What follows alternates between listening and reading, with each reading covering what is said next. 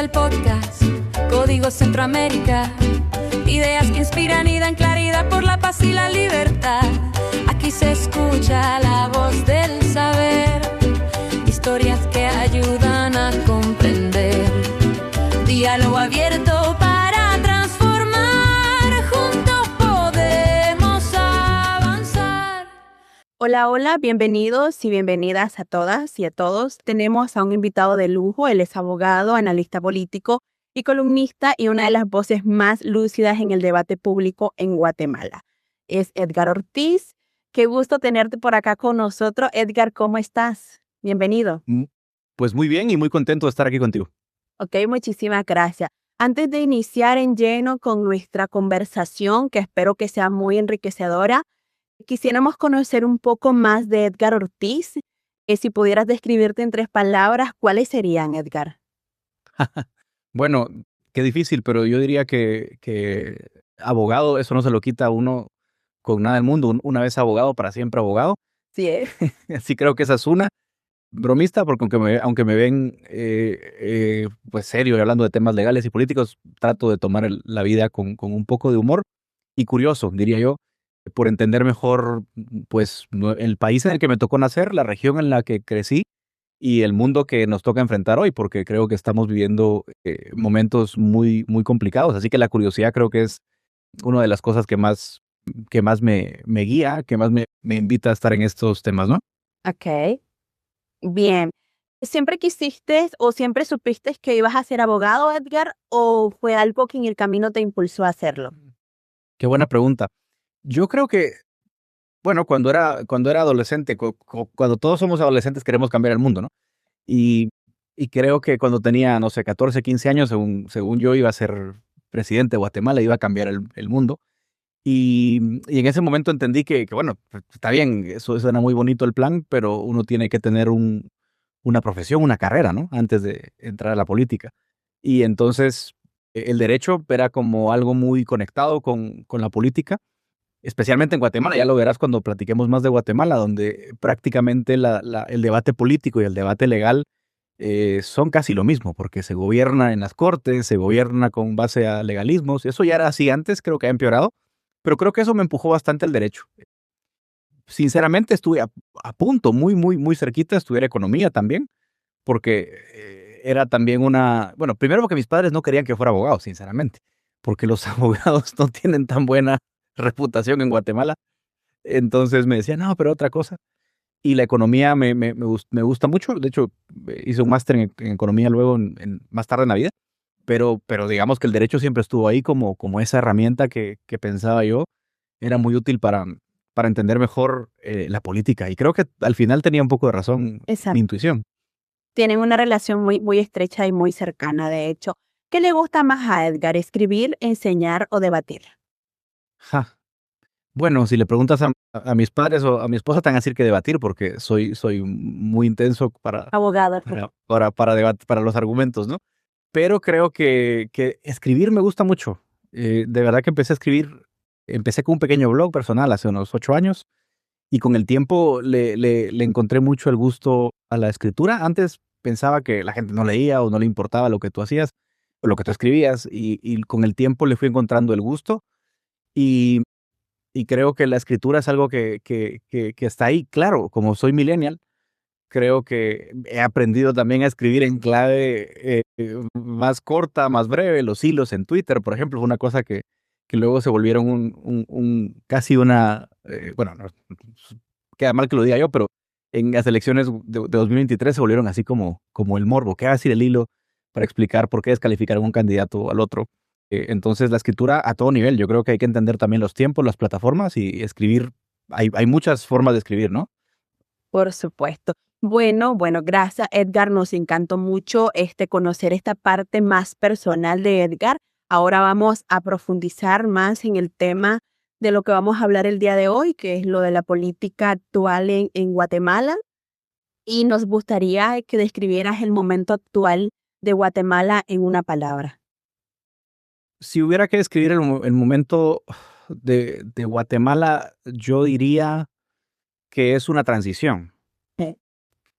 Diría que es una transición porque creo que Guatemala, si lo ves en el contexto regional, venía caminando o siguiendo los pasos de lo que vemos en Nicaragua y en El Salvador, es decir, la pérdida de libertades, la muerte de la democracia, quizás por razones distintas y con métodos distintos, diría yo, porque no tenemos un caudillo popular o superpoderoso como en el caso de Nicaragua, pero sí que había una fuerza, una coalición política que estaba llevándonos hacia el abismo, hacia la pérdida de las libertades y a la muerte de la democracia como la conocemos, pero en 2023, en 2023 hubo un glitch en la Matrix y pues ganó un presidente que tiene una vocación democrática y eso nos pone en un momento, creo yo, de transición, en un momento que para el mundo la democracia no pasa por su mejor momento, ¿no?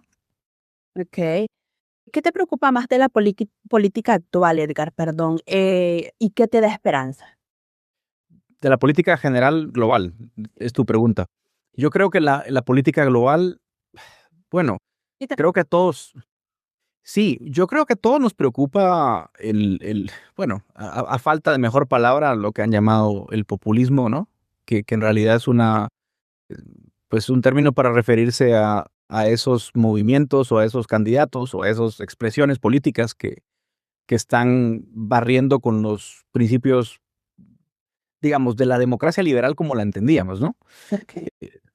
Lo estamos viendo, yo lo estoy viendo aquí directamente, estudiando Derecho en Estados Unidos, estudiando Derecho Constitucional en Estados Unidos, viendo cómo, por ejemplo, el alcance del Poder Ejecutivo se está haciendo más grande, se está atacando jueces, cosas que para nosotros eran tal vez más comunes en América Latina, pero no esperábamos verlas aquí.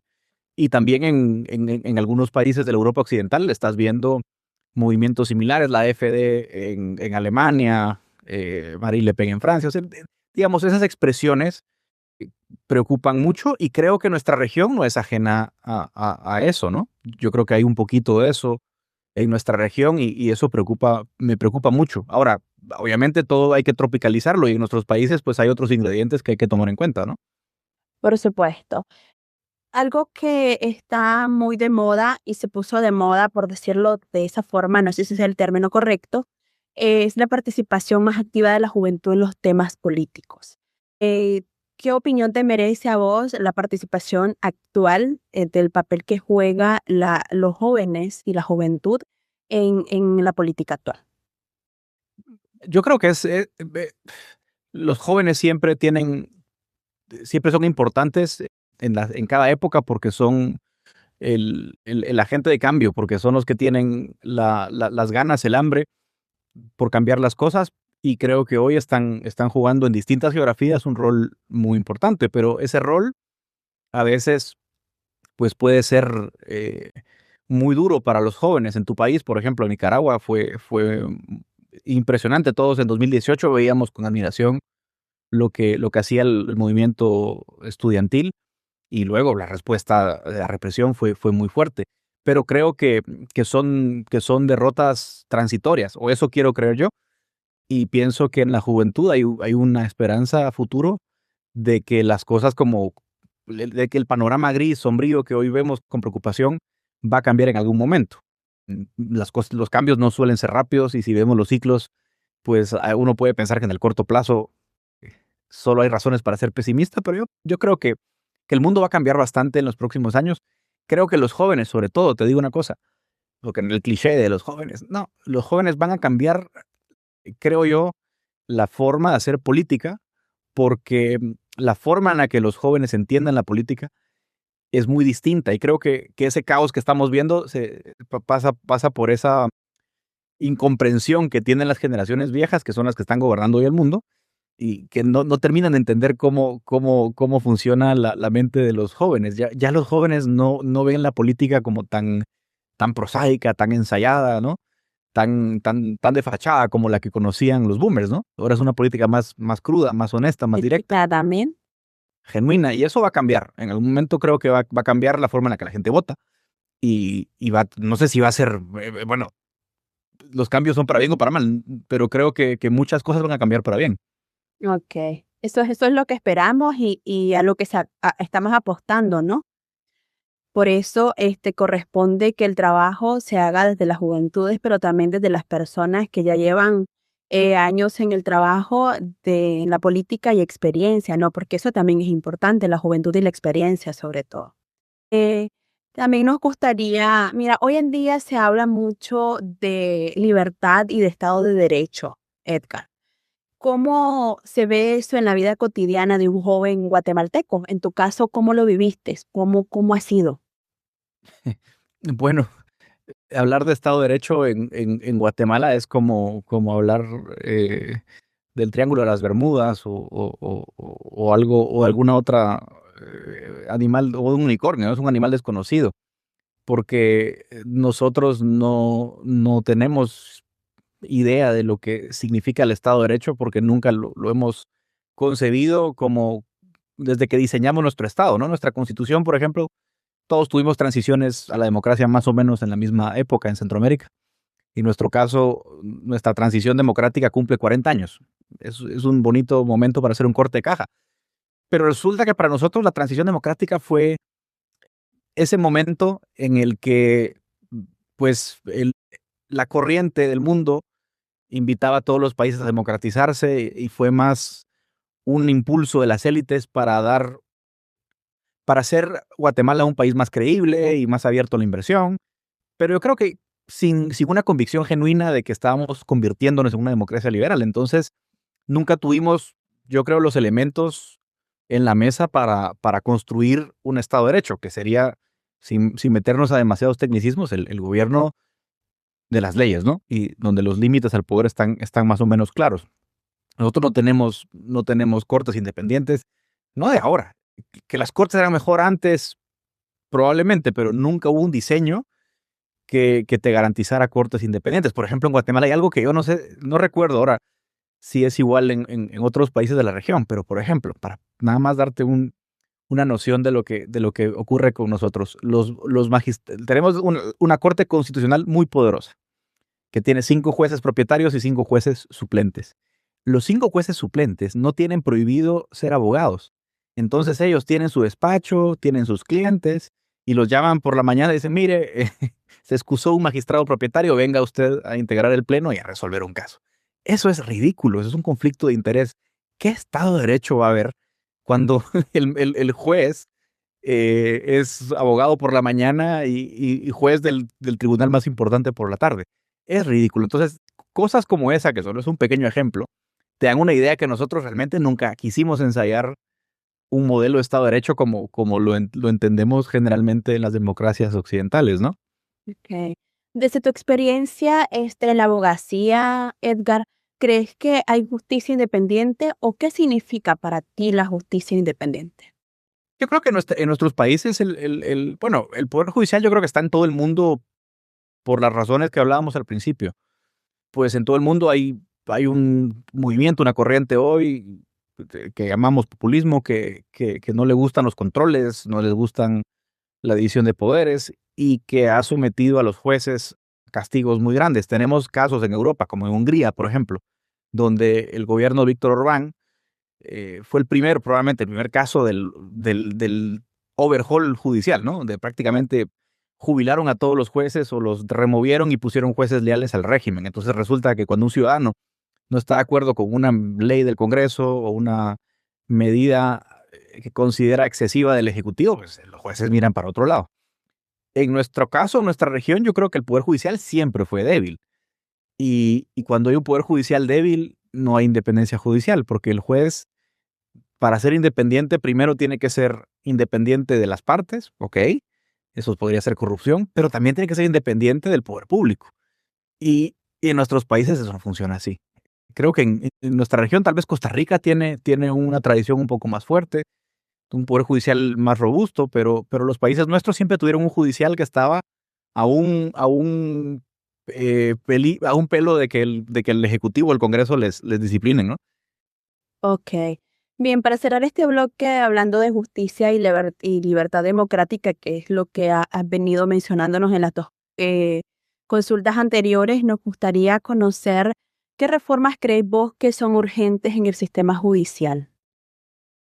Mira, yo creo que la gran aspiración de todos nuestros países tiene que ser una justicia independiente desde su nombramiento, es decir, desde que los jueces entran al Poder Judicial, pero también digamos, un balance que es muy complejo, que es, ok, sos independiente del otro, es decir, tus fallos no definen que te castiguen o te premien por sí solos, sino que vamos a evaluar la calidad de tus fallos, no el resultado, ¿no? O sea, no estás ahí para favorecer a A o a B. Eso es independencia judicial. Entonces el juez puede decidir conforme a su convicción si le da razón a una parte u otra sin temor a que eso va a traer un castigo. Por ejemplo, en Guatemala eso no existe. Recientemente, para poner un ejemplo concreto, ¿no? Hace 2, 3 meses trasladaron a más de 90 jueces. Entonces a los jueces que son afines al estamento judicial los mandan a los mejores juzgados, y los que son menos queridos porque son muy independientes los mandan a los lugares más lejanos para forzarlos a renunciar o simplemente para hacerles la vida miserable, ¿no? Ese es un ejemplo de lo que no es una justicia independiente. Luego hay ejemplos más severos, ¿no? En El Salvador directamente jubilaron jueces, ¿no? Para que no hubiera jueces no afines al régimen. Entonces hay grados, ¿no? Pero lo otro es que el balance delicado es, sí, el juez debe ser independiente, no debe tener temor al poder político cuando emite una sentencia, un fallo, pero también tiene que rendir cuentas. Y si el juez es corrupto, el juez es ineficiente, la razón que sea, debe haber un órgano que pues vigile y corrija los excesos del poder judicial. Y a veces eso es difícil de diseñar, ¿no?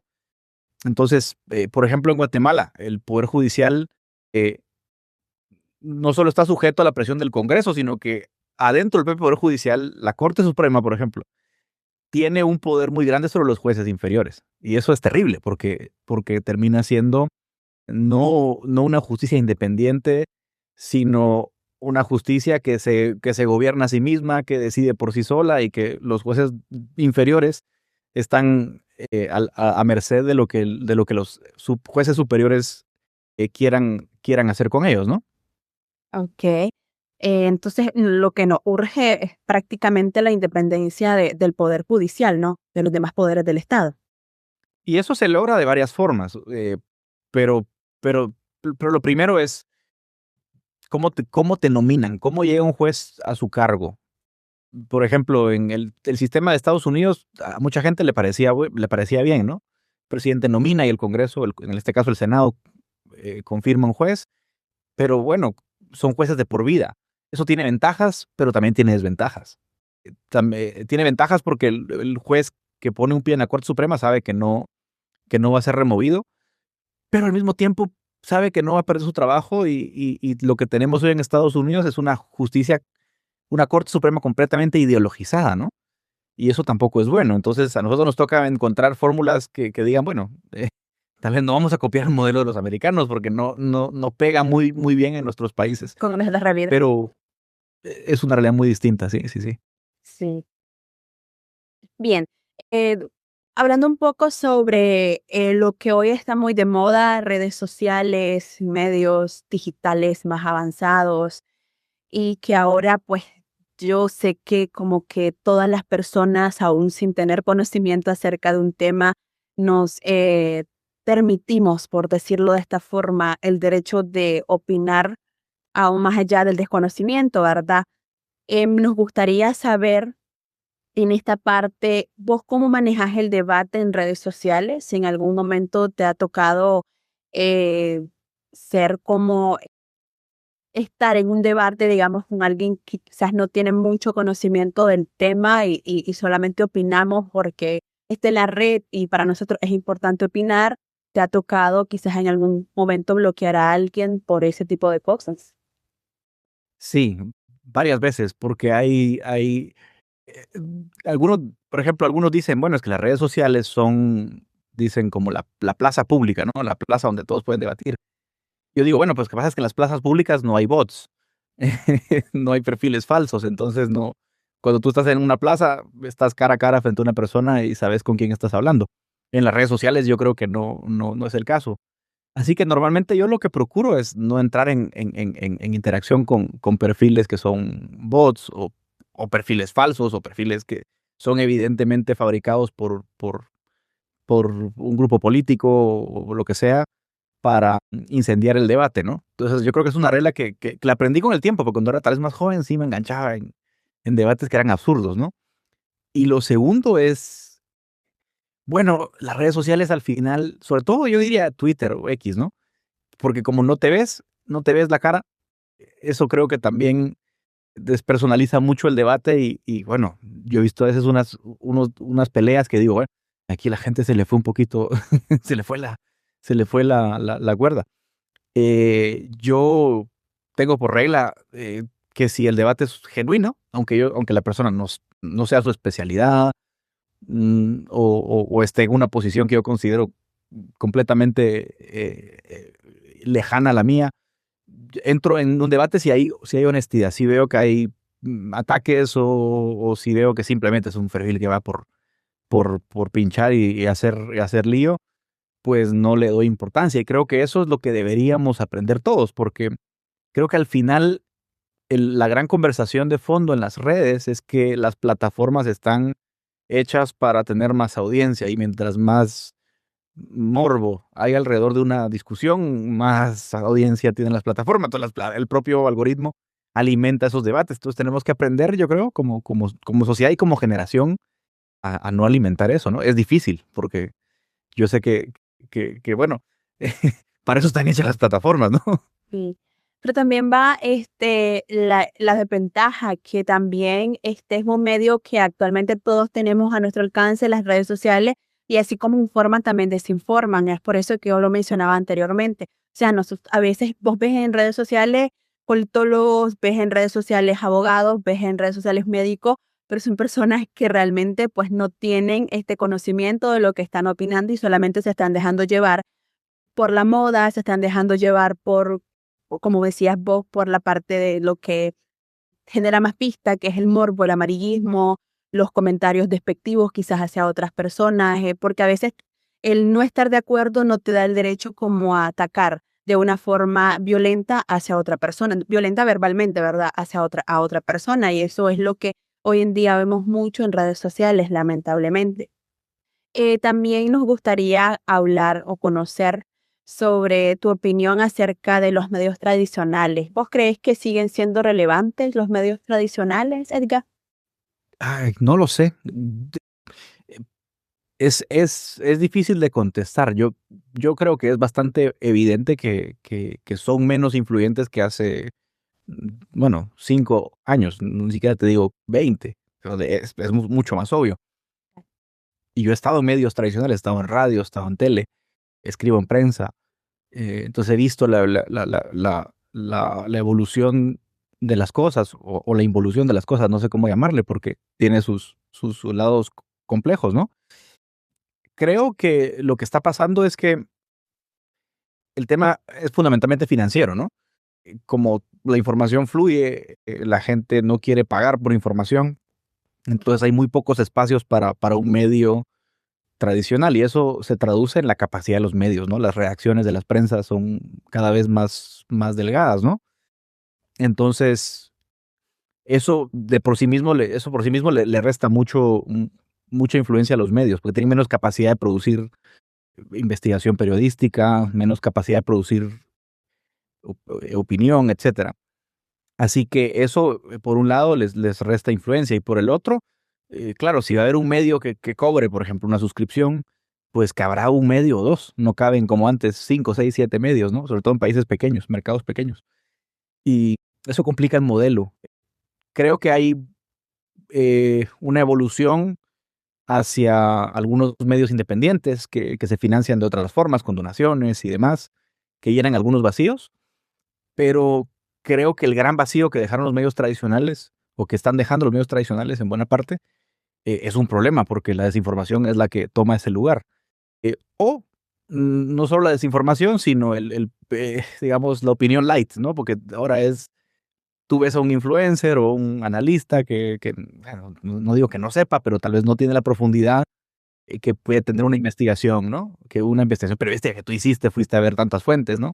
Eso está cambiando, ¿no? Y creo que en ese sentido la influencia de los medios va para atrás y eso tiene, por las razones que digo, cosas negativas, ¿no? Exacto. Vos mencionabas algo bien importante y son los influencers. ¿Qué opinas del rol que muchas veces toman dentro de la política? Yo creo que mira, yo creo que es algo, como dice el dicho, es vino viejo con etiqueta nueva, ¿no? No creo que sea tan distinto a como era antes. Yo creo que siempre ha habido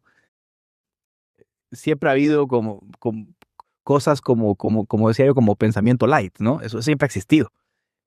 Cuando había tele y había periódicos de todo tipo, pues había periódicos serios y periódicos de farándula y periódicos o sea, lo que está cambiando es el canal.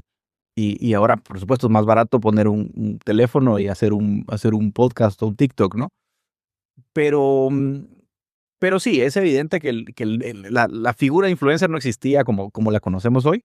Eh, y de nuevo, creo que hay versiones, depende de qué entendamos por influencer, pero creo que también hay versiones, yo veo eh, expertos, realmente expertos, ¿no? En geopolítica, en relaciones internacionales, en economía, que también hacen un trabajo muy bueno en YouTube, en otras redes, y educan a mucha gente gratuitamente, prácticamente. Y eso es súper interesante. Ves profesores, ya Shamon, que es un politólogo, profesor de ciencia política súper bueno, que él tiene su podcast y educa mucho. Yo lo escucho todos los sábados, el podcast de Yasha Monk, y tiene su página. Entonces, hay de todo. Y también hay gente que va sin fundamento a esparcir o a decir cualquier cosa. Así que hay que tomarlo en su justa medida. Hay de un poquito de todo, ¿no? Exactamente. Hay una línea delgada que esperamos pues que no crucen, ¿no? Como decías de la opinión light que tienen muchas veces y la opinión profesional o de expertos, ¿verdad? Que sí, como mencionabas, incluso pues me atrevería yo a decir que partiendo de lo que he escuchado en esta entrevista y de lo que conozco de tu trabajo, podríamos considerarte o una persona muy influyente dentro de la parte de la abogacía, de la opinión pública y de la política, ¿no? En tu país. Hombre, gracias. Y ahí estamos viendo, no alguien obviamente que se cataloga un influencer de la política como tal, pero sí un experto que influye mucho en el conocimiento de su país y obviamente de otros países, ¿no? Como este espacio, perdón, que nos va a permitir que no solamente en Guatemala se escuche, sino pues que obviamente se pueda tener en todos los países donde se tiene acceso, ¿no? Porque esa es una de las ventajas de hoy en día de las plataformas digitales, que te podés llevar la información más allá de las fronteras, ¿no? Y eso es algo súper interesante. Y dejando ya de hablar de los medios, de las redes y todo esto, me gustaría saber qué consejo le darías a alguien que quiere involucrarse en la política o en temas públicos hoy en día. Yo diría que lo primero es formarse, ¿no? Porque algo que sí noto ahora es que como todos somos un potencial influencer o un potencial estrella, ¿no? De las redes sociales, porque es fácil, o sea, claro, es fácil el acceso al hablar y decir cosas. Hay una aspiración cada vez más grande, creo en generaciones nuevas, en ser famoso. Es decir, "Ahora yo quiero ser importante, quiero ser presidente". Siempre ha existido esa aspiración, pero ahora es como el ansia de llegar más rápido, es más grande porque todo es tan efímero hoy que quieres estar mañana, quieres ser presidente. Entonces yo creo que lo primero es entender cómo funciona la política y cómo funciona el Estado. Bueno, Edgar, gracias por esta charla tan amena, honesta y cercana que tuvimos el día de hoy. Gracias por aportar desde tu conocimiento a la información, sobre todo en el día de hoy, que por supuesto es súper importante tener información de expertos y de personas muy preparadas en distintas materias y sobre todo que se hable de las realidades en la política de los distintos países a nivel no solamente de nuestro Centroamérica, sino a nivel latinoamericano y a nivel del mundo. Muchísimas gracias a ustedes por ser parte de nuestros fieles escuchas a nuestro podcast y le invitamos a estar pendiente de nuestro próximo episodio. Escucha y comparte.